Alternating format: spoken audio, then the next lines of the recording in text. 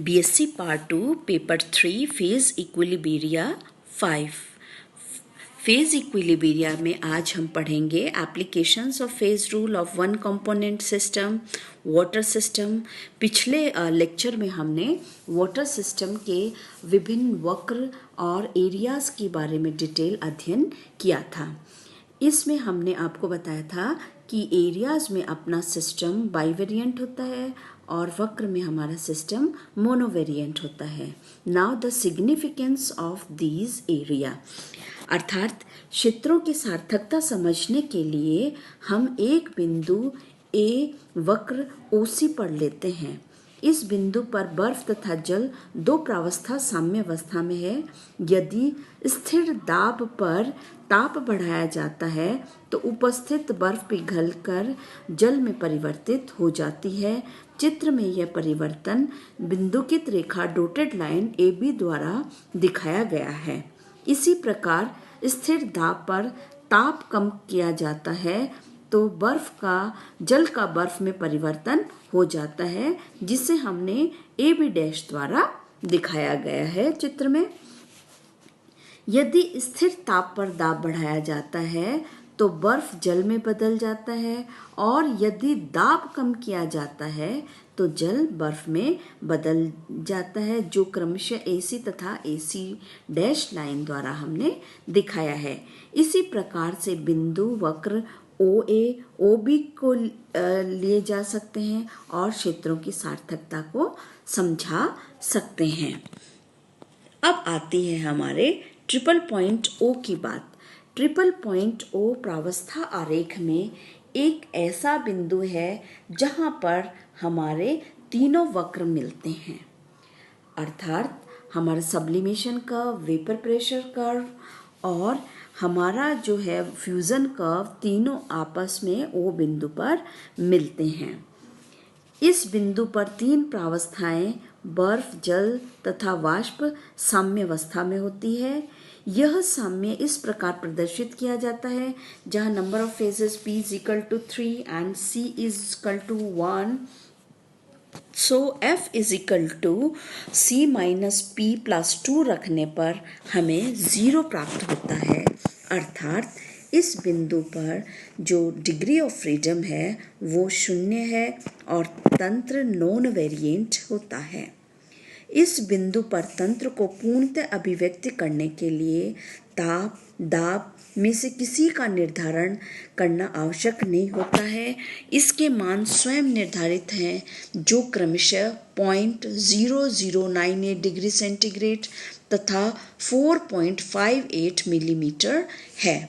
दूसरे शब्दों में कहा जाए कि तीनों प्रावस्थाएं केवल एक ताप 0.00098 डिग्री सेंटीग्रेड तथा 4.58 मिलीमीटर पर ही साम्यावस्था में रह सकते हैं। दोनों ही वैल्यू निश्चित होती है। यह सिस्टम यहाँ पर हमारा नॉन वेरिएंट सिस्टम होता है। अब बात आती है मेटास्टेबल इक्विलिब्रिया। मेटास्टेबल इक्विलिब्रिया क्या होता है या मित स्थायी साम्य किसे कहते हैं? जो हमने आपको बताया था OA डैश, हमारा जो डैश डॉटेड लाइन से कर्व दिखाया था, सुपर कूलिंग कर्व, जिसको हमने कहा था जब जल को ठंडा किया जाता है तो उसके वाष्प दाब में कमी आती है और वक्र OB प्राप्त होता है। वक्र पर बिंदु O पर जल का बर्फ में परिवर्तन प्रारंभ हो जाना चाहिए, परंतु कभी कभी ताप जमाव बिंदु से नीचे हो जाने पर भी बर्फ बनना प्रारंभ नहीं होता है और जल द्रव ही बना रहता है। इसे सुपर कूलिंग या अति शीतलन कहा जाता है और यह जो कर्व OA डैश प्राप्त होता है, जो कि वक्र BO का एक्सटेंशन है। It is basically an extension of OB वक्र, जो कि हमारा वेपर प्रेशर कर्व है।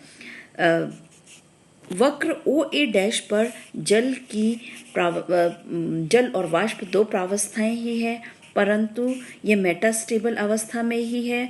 जैसे ही बर्फ का इसमें एक टुकड़ा डाला जाता है तो जल आपका बर्फ में परिवर्तित हो जाता है।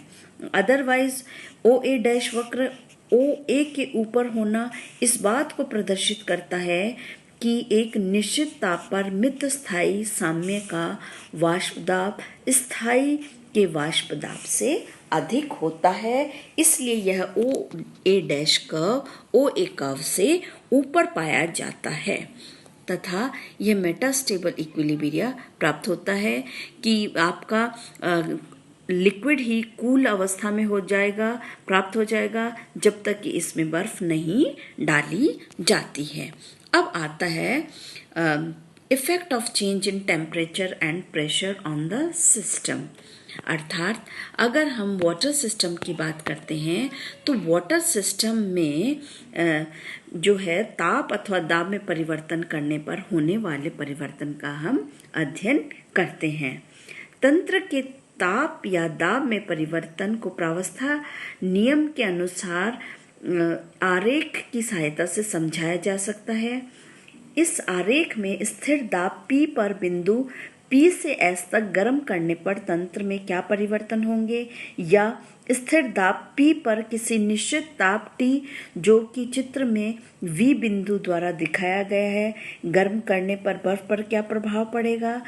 चूंकि यह तंत्र हमारा कैसा है, बाई वेरिएंट है, अतः समान दाब P पर ताप का मान कुछ भी हो सकता है। अतः स्थिर दाब P पर बर्फ को धीरे धीरे गर्म करने पर तंत्र रेखा PQ पर Q की ओर विस्थापित होगा।